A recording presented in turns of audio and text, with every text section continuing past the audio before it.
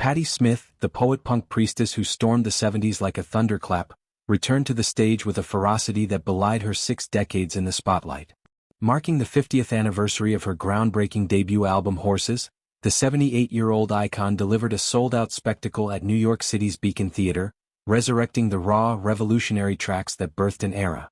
It wasn't merely a concert, it was a ritual, a reclamation of the sonic sorcery that fused Bob Dylan's lyricism with the Velvet Underground's grit, all channeled through Smith's unapologetic howl. As she prowled the stage in her signature black leather and tousled mane, belting anthems like Gloria and Land, the venue pulsed with the ghosts of CBGB dives and Max's Kansas City bashes, proving that some fires never dim. The evening unfolded as a meticulous track-by-track pilgrimage through Horses, the 1975 Arista masterpiece that shattered rock's macho mold. Opening with the spoken-word incantation of "Jesus died for somebody's sins, but not mine," Smith set a tone of defiant spirituality, her voice a gravelly sermon against the footlights. The crowd, a eclectic tapestry of graying punks, wide-eyed Gen Z devotees and everyone in between, hung on her every syllable, the air thick with reverence. Hits like "Because the Night," co-written with Bruce Springsteen, ignited mid-set fireworks, Smith's arms flailing like a shaman in trance as she wailed the chorus. "People Have the Power," her later empowerment ode, closed the album run with a communal roar, fans joining in a sea of raised fists, transforming the theater into a temporary temple of resistance. Nestled among the audience in the third row was Clive Davis, the legendary music executive whose eagle eye discovered Smith half a lifetime ago. The 92-year-old titan who signed her on the spot after witnessing her CBGB sorcery in 1975, couldn't contain his joy. He danced in his seat, a rare sight for the stoic mogul, mouthing lyrics with the fervor of a convert, his taps sinking to the bass thrum. Davis's presence added a poignant layer, a living bridge to Horse's genesis.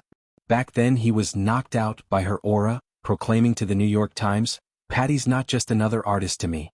You always have doubt, but there hasn't been a real good chick like this in a long time. I find her real bright and easy to talk." That gamble paid off.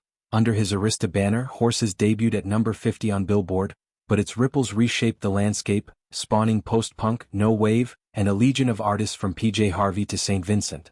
Their partnership was no fairy tale but a fierce alliance built on mutual respect.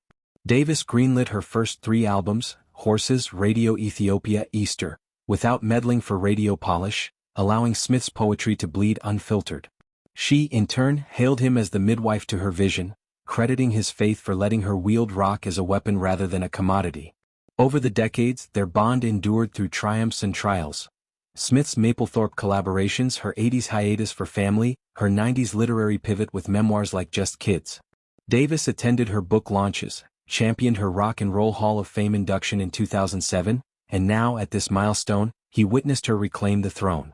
As the show peaked, Smith locked eyes with him during Pissing in a River, a silent nod that spoke volumes, gratitude, grit, the unbreakable thread of creative kinship. The night wasn't solitary, it was familial, with Smith's children weaving into the fabric. Son Jackson Smith, a virtuoso guitarist whose riffs echo his father's Lenny Kaye legacy, shredded through the set's denser jams, his fingers flying over strings during the sprawling Land epic. At 38, Jackson embodies the torch passing, having toured with his mother and collaborated on tracks that blend her punk roots with indie edges. Daughter Jessie, 37, brought ethereal keys to the finale, her piano flourishes on Elegy, a haunting counterpoint to Patti's raw vocals. The Smiths, Patti, Fred, her late husband Sonic Youth's Kim Gordon's ex-bandmate? Wait, no. Actually her husband was Fred Sonic Smith of MC5 and kids Jesse and Jackson. Have always blurred art and life, turning stages into hearths.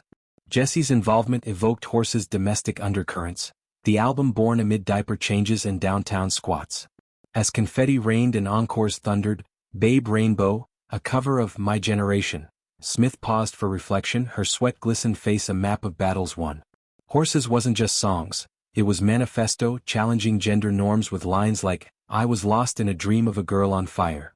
Recorded in a feverish week at Electric Lady Studios, it captured lightning, Smith's androgynous swagger, Kaye's literate solos, J.D. Doherty's tribal drums.